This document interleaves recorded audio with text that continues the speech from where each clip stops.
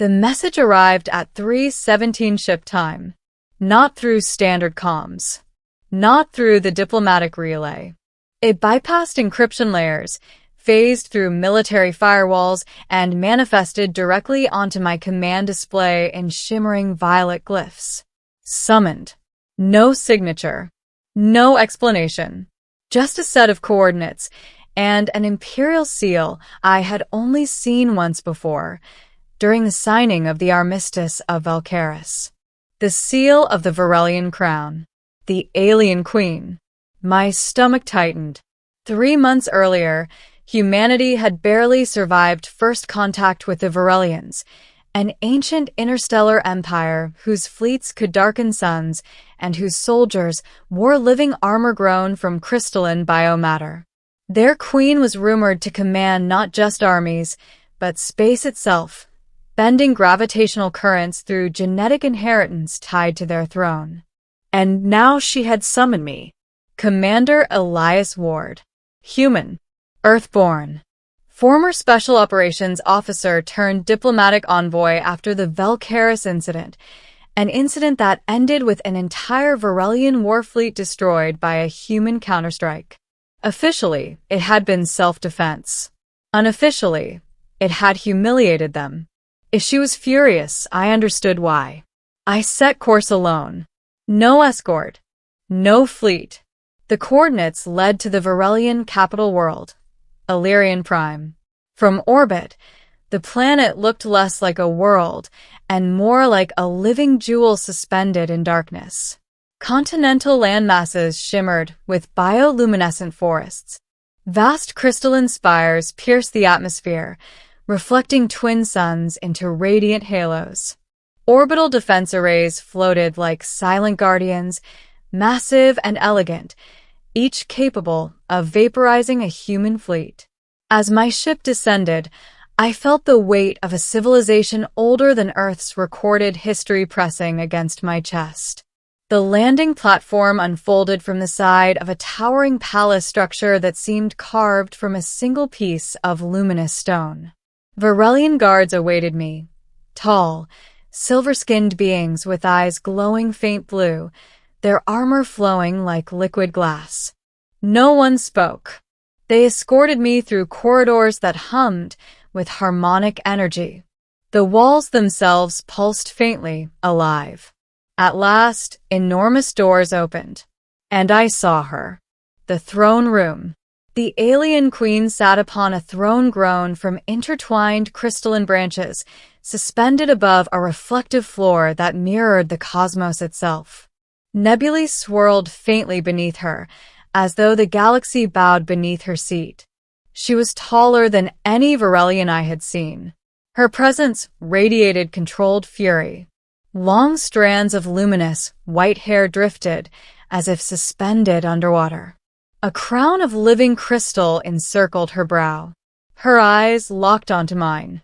They were not merely glowing. They burned. The chamber was filled. Nobles, military commanders, high priests of their energy faith. All watching. All waiting. The air itself felt charged. "You stand before the sovereign of Illyrian," one of the attendants announced. I knelt, not in submission, in respect. "I am here at your summons, your majesty." Silence. Then her voice descended, layered, resonant, like multiple tones woven together. "Commander Elias Ward." She rose. The chamber dimmed. "You destroyed my fleet." There it was. Direct. Accusatory. "Yes," I answered steadily. "After your admiral fired upon civilian transports." A murmur rippled through the court. Her gaze sharpened. "You humiliated the Virellian Empire." "I protected my people." Energy crackled faintly along the throne's crystalline branches. I braced myself for a sentence. Exile. Imprisonment. Execution. Instead, she stepped down from the throne and approached me. Each step echoed like a gravitational pulse. She stopped mere feet away. Her eyes searched mine. And then she said words no one in that chamber expected. I did not summon you for punishment. The entire court stiffened. I summoned you, she continued, because you are the only one who can save us. Middle, the hidden war. Shock rippled through the chamber louder than any explosion. Save them? The Virellian Empire was the most advanced civilization within 3 galactic arms. From what? The Queen gestured, and the reflective floor shifted, revealing a projection, a region of space near the galactic rim. Darkness. Not absence of stars. Absence of light. A moving void. It calls itself nothing, she said softly. But we have named it the Veil. The image zoomed in. Entire star systems were being consumed. Not destroyed. Not exploded. Erased. Ships sent to investigate never returned. Energy weapons passed through it as though it did not exist, yet matter caught within it simply vanished. We have studied it for 47 cycles, she continued. We have failed. And you think humans can succeed? I asked. She turned fully toward me. Because you did something we could not. I frowned. You disobeyed predictable strategy. The court shifted uneasily. You adapted, she said. Improvised. Risked annihilation. You fought not with certainty, but with instinct. Her gaze softened slightly. The veil behaves in patterns we cannot decipher. It anticipates structured response. It counters power with greater power. But your species, she paused. You are chaotic. Some Virellians looked offended. I almost smiled. You want unpredictability, I said. I want survival. She dismissed the court with a single motion. Within minutes, the throne room emptied, leaving only us and a small holographic projection of dying stars. You summon me alone, I said quietly. That means this is worse than you're showing. Her composure flickered. Yes. The projection shifted again. The veil was altering course. Toward Virellian core worlds. We estimate one of our primary systems will fall within 18 of your standard months. And after that? She met my eyes. Earth. Silence. Cold realization settled into my bones. This wasn't about pride. This wasn't about revenge. This was extinction. Why not tell the galaxy? I asked. Because panic fractures alliances. And fractured alliances ensure defeat. She stepped closer. Help me. Not as a queen commanding, but as a ruler standing at the edge of oblivion. What do you need? I asked. Her next words would change everything. I need you to lead our war. The alliance forged. Within weeks, I stood aboard the Virellian flagship Astrion, overseeing a joint fleet unlike anything the galaxy had witnessed. Human warships, angular, industrial, built for durability, floated beside elegant Virellian vessels grown from living crystal. 2 species. Former enemies. Now united by annihilation. The Queen appointed me supreme tactical commander of the coalition fleet. Not everyone approved. Several Virellian admirals openly questioned her decision. An alien commands us, one had protested. She silenced him with a single sentence. He commands because he sees what we cannot. Training began.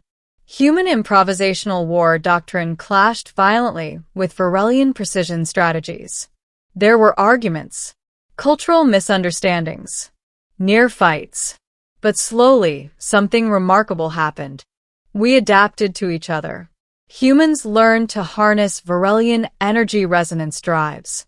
Virellians studied human asymmetrical warfare and battlefield deception. We created hybrid tactics, controlled unpredictability. And then, the veil reached the outer system of Carthiel. The first true battle. I will never forget the moment it appeared in full scale. It wasn't smoke. It wasn't shadow. It was distortion. Space folding inward like fabric caught in a fist. Stars dimming. Sensors screaming nonsense. Hold formation, I ordered. Human captains complied instantly. Virellians hesitated. They preferred structured engagement geometry. The veil expanded, and then shapes emerged within it. Not ships. Entities. Massive, translucent forms like skeletal leviathans woven from gravitational anomalies. They moved without propulsion. They consumed light. Weapons fire erupted. Virellian beams sliced through one entity and passed harmlessly through. Switched to variable frequency bursts. I shouted. Human vessels adjusted randomly, cycling energy signatures. One burst struck. The entity convulsed. It reacted. Again. Improvised salvos followed no symmetrical pattern. The veil's movements faltered. It was learning, but so were we. For 13 hours, chaos reigned. In the end, we forced it to retreat. Not destroyed, but slowed. For the first time, the veil withdrew. Cheers erupted across coalition channels. But I knew better. It had studied us. And next time it would adapt. Climax, the sacrifice plan. Months later, analysis revealed the truth. The veil was not merely an entity. It was a networked intelligence. A migratory cosmic predator drawn to high-energy civilizations. It did not attack randomly. It harvested. And the only way to truly stop it was to collapse its core anchor, a gravitational singularity hidden within its central mass.